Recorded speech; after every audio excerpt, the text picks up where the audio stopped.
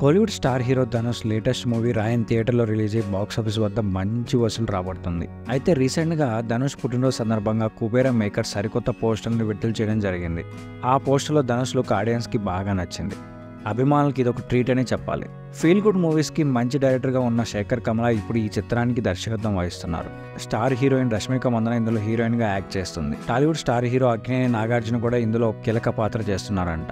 ఈ మూవీ పైన ఆడియన్స్లో మంచి హైప్ ఉంది.